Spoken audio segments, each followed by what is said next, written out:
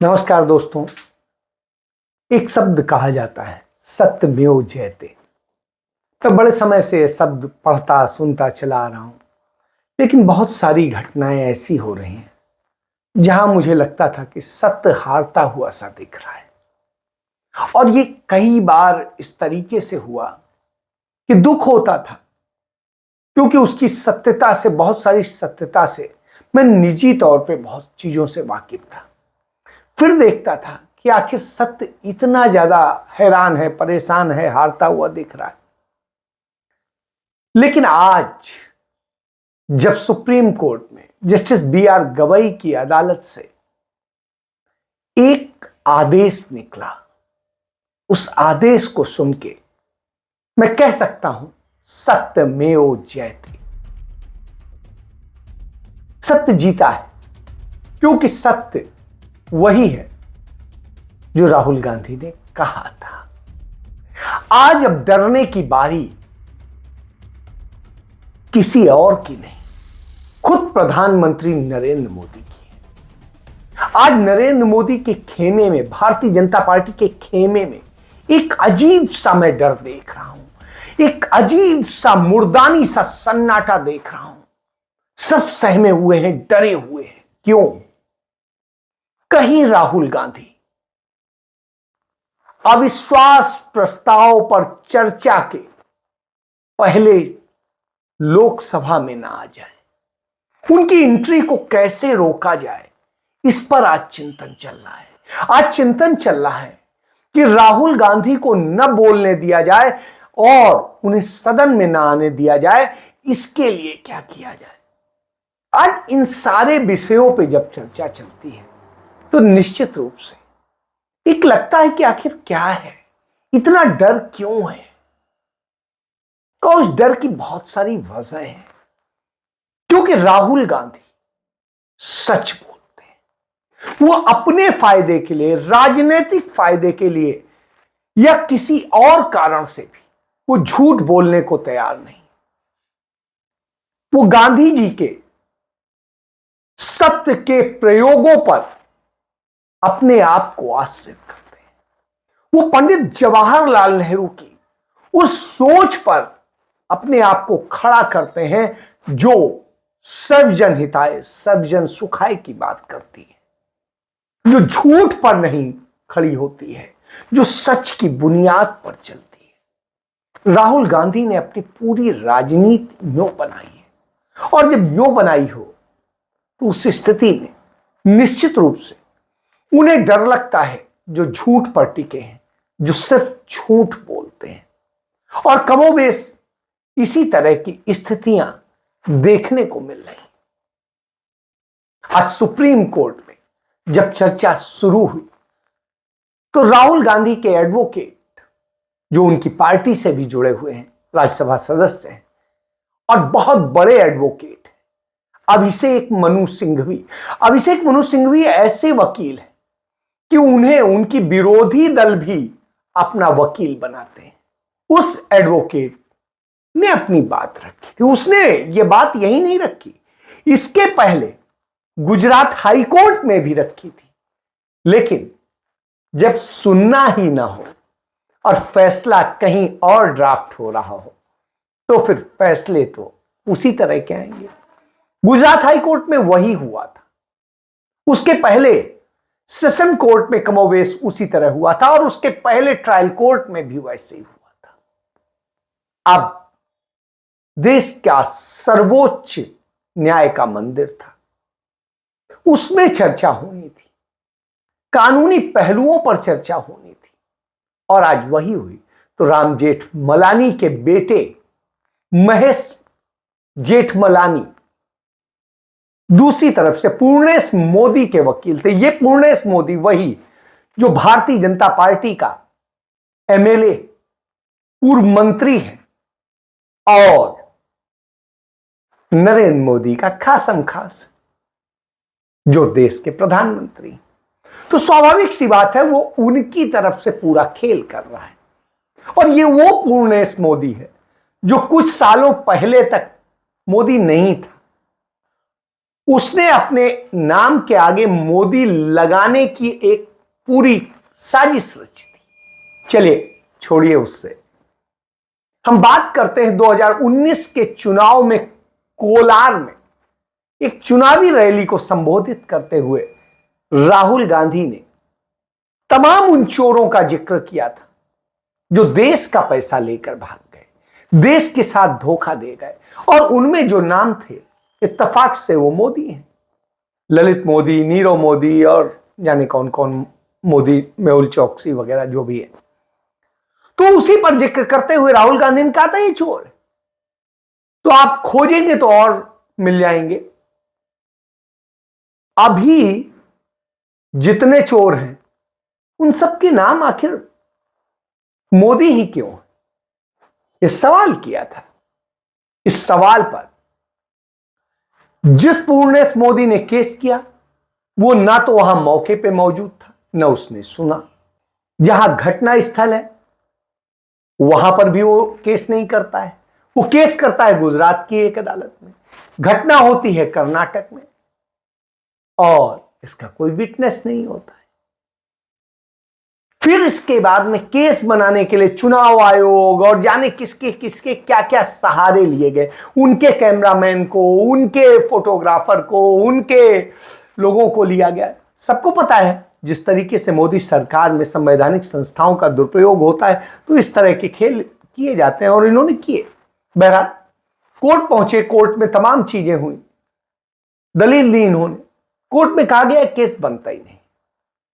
जो ट्रायल का जज था वो संतुष्ट था कि हां केस नहीं बनता है, तो लगा कि अब केस खारिज हो जाएगा।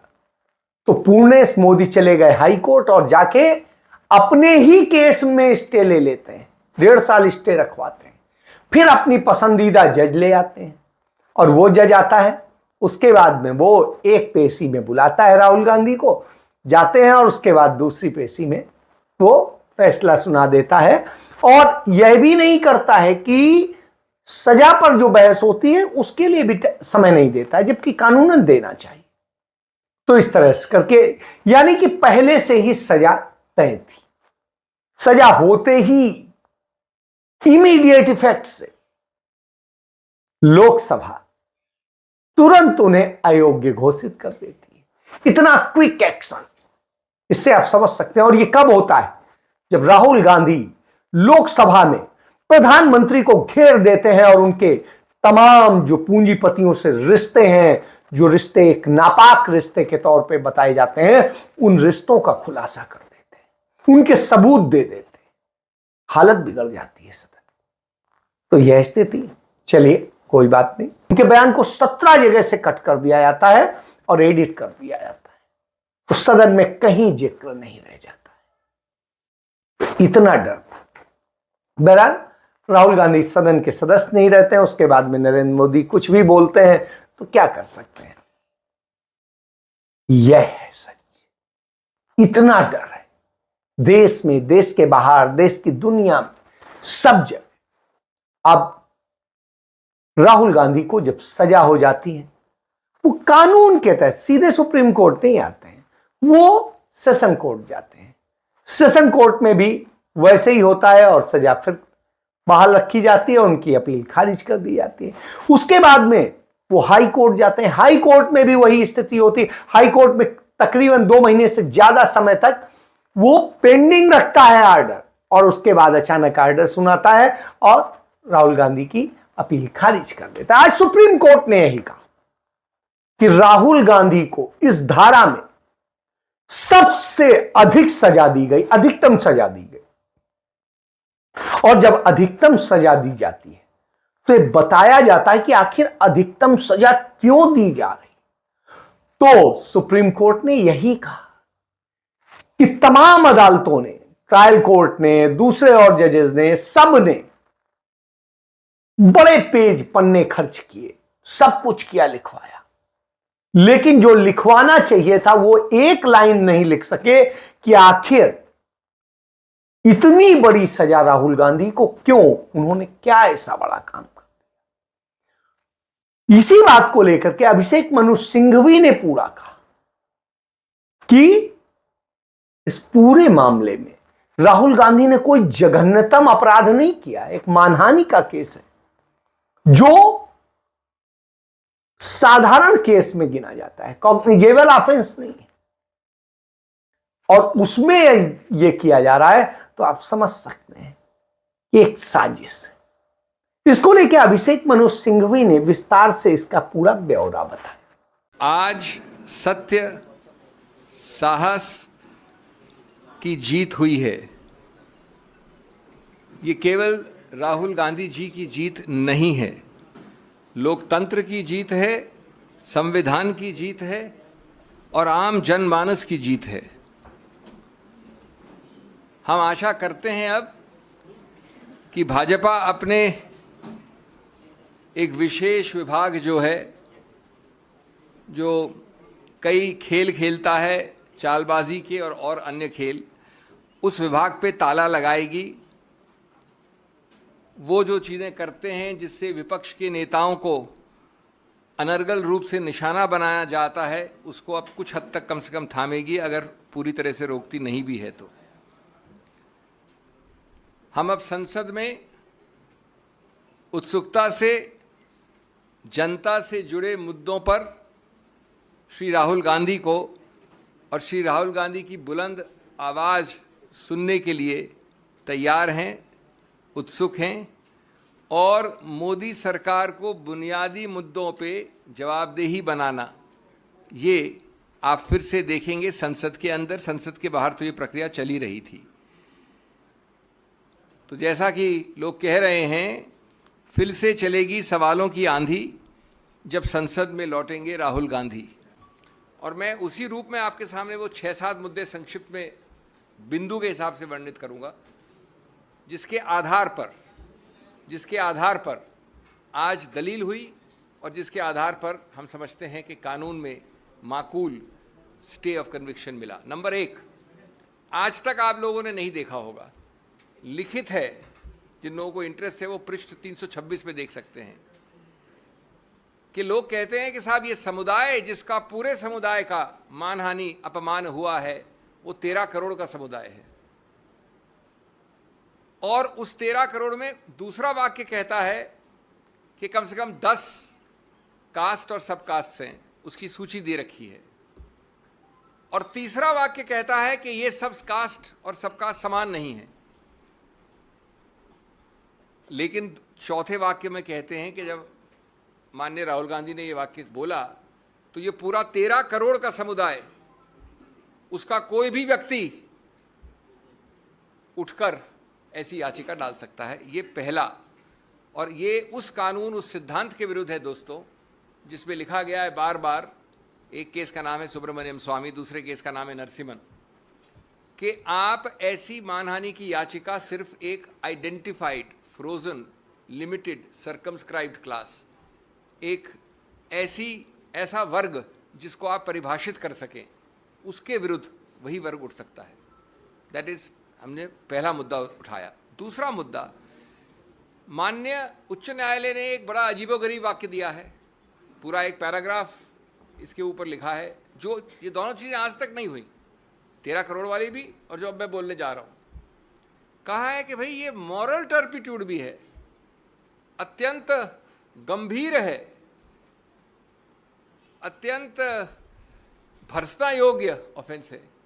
तो मैंने विनम्रता से कहा उच्चतम न्यायालय को कि माननीय न्यायाधीश साहब, आज तक हमने ये नहीं सुना कि जिस ऑफेंस का सबसे ज़्यादा मैक्सिमम पनिशमेंट 2 वर्ष हो, उसको मॉरल टर्पिट्यूड भी कह दो और गंभीर भी कह दो और भर्त्सना योग्य भी कह दो। फिर हमने बताया कि इस पूरे आईपीसी में, जिसमें के सैकड़ों ऑफेंसेस हैं, उनमें 22 ऐसे प्रावधान हैं जिसमें सिर्फ 22 जिसमें सिंपल इम्प्रिजनमेंट है। उन 22 में से एक है ये प्रावधान मानहानि वाला। तो विधायिका ने तो कभी समझा नहीं इसको इतना गंभीर। आप जो याचक हैं, कंप्लेनेंट हैं, उन्होंने बहुत ज़्यादा गंभीर बोल दिया और उसके ऊपर उच्च न्यायालय ने लिख दिया। तीसरा, ये बेलेबल है। बेलेबल का मतलब ये नहीं होता कि बेल मिल जाए, बेल मतलब होता है कि बिना कोर्ट जाए आपको पुलिस बेल दे सकती है। ये सिर्फ कम जघन्य अपराधों के लिए ऐसा प्रावधान होता है। नंबर 4, नॉन कॉग्निजेबल है। जैसा आप जानते हैं कि थोड़ा भी ज़्यादा अगर गंभीर या जघन्य अपराध है तो पुलिस अफसर बिना वारंट के आपको गिरफ्तार कर सकता है। नॉन कॉग्निटिव मतलब होता है वो अपराध जो कम जघन्य हैं, कम गंभीर हैं, उसमें आपको वारंट चाहिए, आप जाके किसी को पकड़ नहीं सकते। और उसके ऊपर कंपाउंडेबल दो तरह के होते हैं। एक होता है कि अगर हमारा झगड़ा हुआ तो हमने प्राइवेटली कंपाउंड कर लिया, दो निजी रूप से इंडिविजुअल ने, स्टेट नहीं आता उसमें कहीं। दूसरा होता है कि आपको स्टेट की अनुमति चाहिए, स्टेट वाले ज़्यादा जघन्य, ज़्यादा गंभीर अपराध होते हैं। तो ये अपराध कंपाउंडेबल है दो निजी व्यक्ति विशेष के बीच में। तो हमने पूछा कि आज तक कभी नहीं हुआ कि आपने जघन्य भी बोल दिया, भर्सना योग भी बोल दिया और गंभीर भी बोल दिया, एक ऐसी चीज़ के बारे में जो अवेलेबल है, नॉन कॉग्निजेबल है, कंपाउंडेबल है, 2 वर्ष का है, सिंपल इम्प्रिजनमेंट है। तीसरा, 13 करोड़ का समुदाय मानहानि कोई एक व्यक्ति कर सकता है। ये कानून उच्च न्यायालय ने बताया आपको, हमको सिखाया है नया। कोई अमुक व्यक्ति, केरला से कश्मीर, असम से गुजरात, लेकिन साथ साथ ये पूछा आपने, हमारी चार्ट में 13 ऐसे केसेस हैं। ऐसा कैसे हुआ भैया कि सभी के सभी 13 केसेस उस 13 करोड़ के समुदाय में से जो 13 केसेस फाइल हुए वो सभी भाजपा के कार्यकर्ताओं ने किए? ये अजीब सा समुदाय है जिसमें सिर्फ भाजपा के कार्यकर्ता ही जगते हैं कंप्लेनेंट के रूप में। ये हमारा तीसरा बिंदु था। चौथा बिंदु था कि आपने ये नहीं देखा कि अपने निर्णय में एक नया ऑफेंस डाल दिया है जो याचक ने भी नहीं कहा था। एक प्रावधान है 171G representation of peoples act में, उसमें यह है कि अगर 2 कैंडिडेट जो इलेक्शन लड़ रहे हैं वो एक दूसरे को किसी रूप से गंदे शब्दों का इस्तेमाल करते हैं तो ये लिख दिया है माननीय उच्च न्यायालय। लेकिन 171G तो न याचक का केस था न हमारा केस था, किसी ने रेज ही नहीं किया था। उसको पूरा ऑफेंस करके माननीय राहुल गांधी जी को दंडित भी कर दिया उस पैराग्राफ पे। हमने ये सब बताया कि इससे मालूम होता है कि उच्च न्यायालय का निर्णय एक बिल्कुल गलत, विकृत इत्यादि निर्णय है और इसलिए इसको तुरंत स्टे करना चाहिए।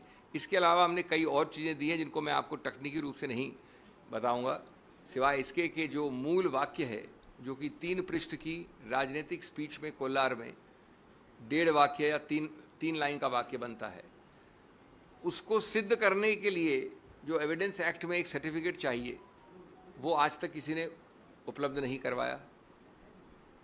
तो प्राथमिक रूप से ट्रायल कोर्ट ने कन्विक्ट कर दिया श्री राहुल गांधी को, लेकिन स्पीच अभी तक कानूनी रूप से सिद्ध नहीं हुई है। जब स्पीच सिद्ध नहीं हुई तो वो याचक जिसने कंप्लेंट की थी, पूर्णेश्वर मोदी, वो गया हाई कोर्ट में अपने खुद की कंप्लेंट के विरुद्ध और अपनी खुद की कंप्लेंट को स्टे करवा दिया इस ग्राउंड पे कि मैं अभी और ढूंढ रहा हूं सामान, क्योंकि मैं अपनी वो स्पीच को, क्योंकि उसने स्पीच में एक न्यूज़पेपर प्रोड्यूस किया, कोई टेप नहीं प्रोड्यूस किया, खुद आंखों देखा हाल था नहीं क्योंकि जो याचक है वो था नहीं वहाँ पर स्पीच में, तो उसने कहा मुझे और टाइम चाहिए और अपनी ही कंप्लेंट पे स्टे ले लिया। 1.5 साल बाद जब उसने अपनी ही कंप्लेंट का स्टे हटाया और ये कन्विक्शन लिया तो ये नहीं बताया कि उस 1.5 साल में उसने नया क्या ढूंढा था जिस कारण से उसने स्टे लिया था। कोई नया तथ्य नहीं निकला था। तो एक प्रकार से कन्विक्शन दिया गया है एक ऐसी कंप्लेंट में जहाँ ये वाक्य सिद्ध ही नहीं हुआ है एविडेंस एक्ट के नियमों के अनुसार। जब ये दिखा कि ये सिद्ध नहीं हुआ है, न उसमें किसी आंखों देखा हाल है, न टेप है, टेप को आपने सर्टिफिकेट अंडर 65B के अनुसार सिद्ध नहीं किया है, इत्यादि इत्यादि। तो 5वां बिंदु, इन्होंने एक व्यक्ति को खड़ा किया, गणेश विज है उसका नाम, जो बीजेपी का काफ़ी उच्च स्तर का कार्यकर्ता है, सांस्कृतिक विभाग का अध्यक्ष है। उसका नाम कंप्लेंट में नहीं है, उसका नाम विटनेस लिस्ट में नहीं है, वो कभी आगे आया नहीं। 1.25 साल कंप्लेंट के बाद, 1.25 साल होता है 1 महीना, 1 साल 9 महीना, उन्होंने इसको खड़ा कर दिया बीजेपी कार्यकर्ता को कि मैं वहाँ था खड़ा हुआ, मेरी आंखों देखी हाल है, मैंने स्पीच सुनी थी। तो जिसको हम कहते हैं अंग्रेजी में वर्थलेस विटनेस, उस विटनेस का कोई भी आप उसके ऊपर आप आधार नहीं कर सकते, आधारित नहीं कर सकते अपने कन्विक्शन को। इसके अलावा कई और मुद्दे हैं। एक मुद्दा जो पूरी तरह से देखा भी नहीं उच्च न्यायालय ने, कि आप कब तक जो जनता जन समुदाय है वायनाड का, उनको वंचित रखेंगे एक चुनावित व्यक्ति द्वारा। ये कानून में एक मुद्दा है, मैं सिर्फ राजनीति की बात नहीं कर रहा हूँ, कानून में ये अहम मुद्दा माना जाता है कि क्यों आप कन्विक्शन स्टे करें।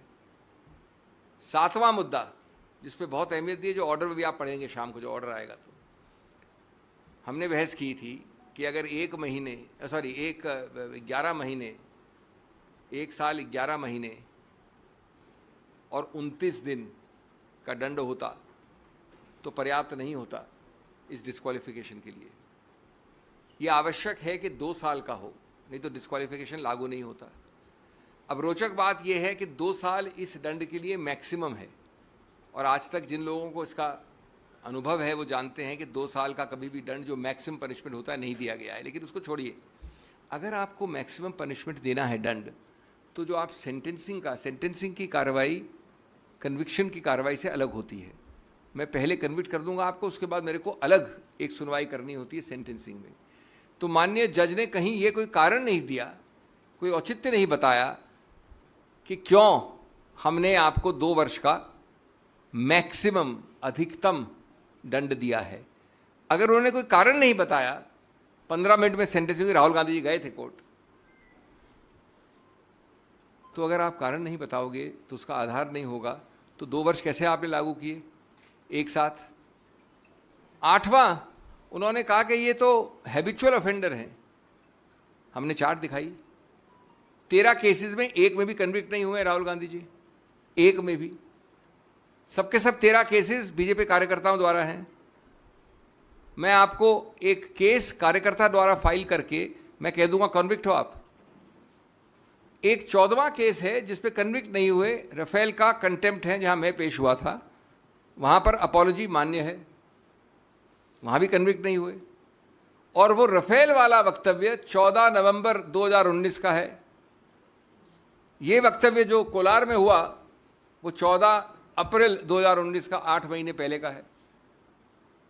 तो आप कोलार के लिए कन्विक्ट नहीं कर सकते एक ऐसे वाक्य के आधार पे जो 8 महीने बाद हुआ।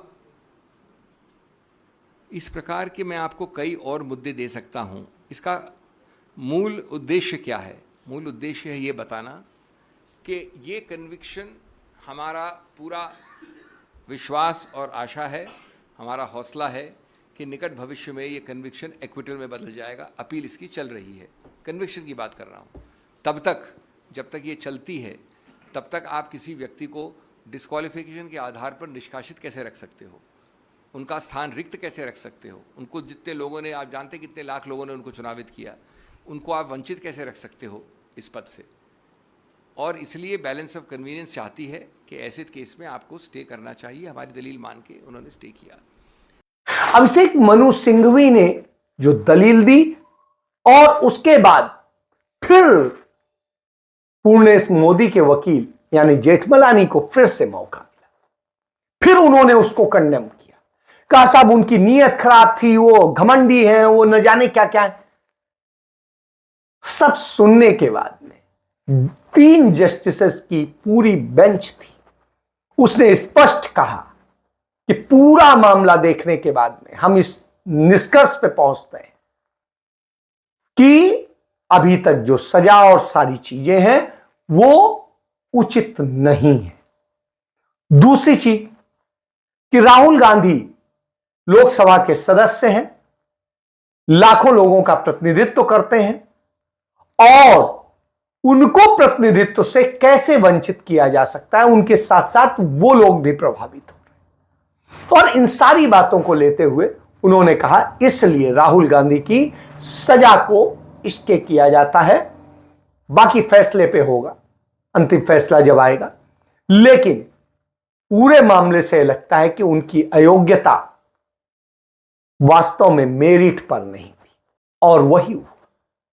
अब राहुल गांधी को जब यह फैसले की जानकारी मिलती है, वो अपनी बहन प्रियंका गांधी के साथ जब AICC यानी ऑल इंडिया कांग्रेस कमेटी के मुख्यालय में जाते हैं, तो तमाम कार्यकर्ता, पदाधिकारी, सांसद उनका फूल बरसाकर स्वागत करते हैं कि जैसे एक विजेता आ गया हो, जिसने हरा दिया हो हिटलर को, और हिटलर को हराने के बाद में एक शानदार लोकतांत्रिक सरकार का एक चेहरा आ रहा हो, एक शेर आ रहा हो।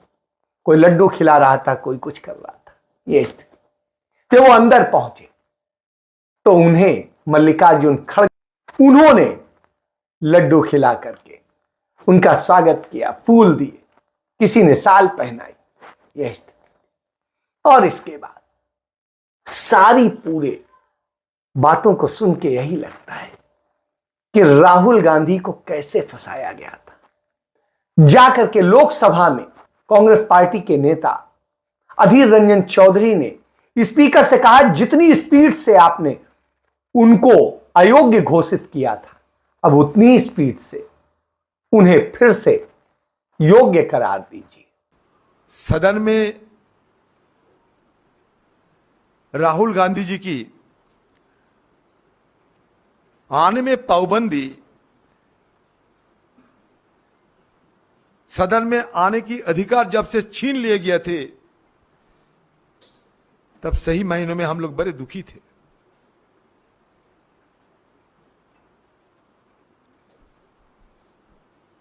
ये राहत की खबर सुनते ही तुरंत मैं इस सदन के अंदर पहुंचे और पॉइंट ऑफ इंफॉर्मेशन की हवाला देते हुए पीठ में जब हमारे चेयरमैन राजेंद्र अग्रवाल साहब बैठे थे, तब उनके पास बात रखी कि सुप्रीम कोर्ट से राहुल गांधी जी की राहत मिल चुके हैं, अब सारे पाबंदी हटा के जल्द से जल्द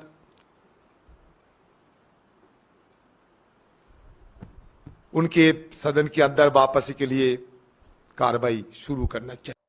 तब वो कहते हैं, अभी आदेश की कॉपी आने दीजिए, फिर देखेंगे। अब आप समझिए, तब तो बड़े जल्दी थी, इमीडिएट, और वो दूसरी भाषा में, गुजराती में जजमेंट था, और यहां तो इंग्लिश में। फिर देरी क्यों? और सब कुछ साफ सुथरा है। तो यह स्थिति कि आज डर लग रहा है भारतीय जनता पार्टी को, आज डर लग रहा है नरेंद्र मोदी को कि राहुल गांधी संसद में आएंगे तो किन किन मुद्दों पे घेरेंगे। वो मणिपुर पे घेरेंगे, वो हरियाणा पे घेरेंगे, वो तमाम उत्तर प्रदेश को लेके घेरेंगे, वो तमाम सारे उनको घेरेंगे और हर बात का जवाब देंगे, क्योंकि राहुल गांधी ईमानदारी और सच्चाई की, आज नहीं तो कल, कल नहीं तो परसों सच्चाई की जीत होती है। मगर जो भी हो, मेरा रास्ता तो क्लियर है। मुझे क्या करना है, मेरा क्या काम है, उसके बारे में मेरे दिमाग में बिल्कुल क्लैरिटी है। जिन लोगों ने हमारी मदद की और जनता ने जो प्यार और सपोर्ट दिया, उसके लिए मैं बहुत बहुत धन्यवाद करता हूँ। Thank you. वो अपने राजनीतिक फायदे के लिए नहीं, बल्कि जनता की राजनीति करते हैं। और इससे यह भी तय हो गया कि अब राहुल गांधी की भारत जोड़ो यात्रा की दूसरी मुहिम भी अब जल्दी शुरू होगी, और जल्द ही राहुल गांधी पूरे देश और दुनिया को बताएंगे कि भारत में लोकतंत्र सचमुच है, और वो लोकतंत्र अब कांग्रेस पार्टी इंडिया के बैनर तले उसको पूरा करेगी। यही वजह है कि इंडिया नाम को लेकर के उसके खिलाफ भारतीय जनता पार्टी से जुड़े लोग पहुंच गए दिल्ली हाई कोर्ट कि यह नाम भी हटवा दीजिए। अब आप समझिए, इस हालत तक आ गए, और इस हालत तक आ गए हो तो उनका डर समझा जा सकता है। वहीं राहुल गांधी को कोई दल बाकी नहीं है जो उनको आज बधाई नहीं दे रहा है और सुप्रीम कोर्ट की जय जयकार नहीं कर रहा है। चाहे समाजवादी पार्टी हो, चाहे आरजेडी हो, चाहे जो भी, जिस पार्टी का आपने, सभी उनको बधाई दे रहे हैं, सिवाय भारतीय जनता पार्टी, नरेंद्र मोदी, एनडीए के। तो आप इससे समझिए, यानी देश का 62% जनता ने जिन्हें वोट दिया वो राहुल गांधी को आज बधाई दे रहे हैं और जीते हुए शेर की तरह प्रस्तुत कर रहे हैं। वहीं जो 40% के अंदर हैं उन लोगों की स्थिति यह है कि वो दुखी हैं, डरे हुए हैं, कपकपी छूट रही है। यह सत्य तो अब लोकतंत्र बनाम हिटलरशाही का युद्ध स्पष्ट रूप से देखने को मिलेगा। अन्याय से लड़ने वाला वो शेर आ चुका है, यह आप जान लीजिए, क्योंकि उसके साथ अन्याय हुआ था और उस अन्याय का खुलासा खुद सुप्रीम कोर्ट ने कर दिया और उसने नरेंद्र मोदी, उनकी राजनीति और उनकी साजिशों को एक्सपोज कर दिया है। अब आप भी उसे एक्सपोज कीजिए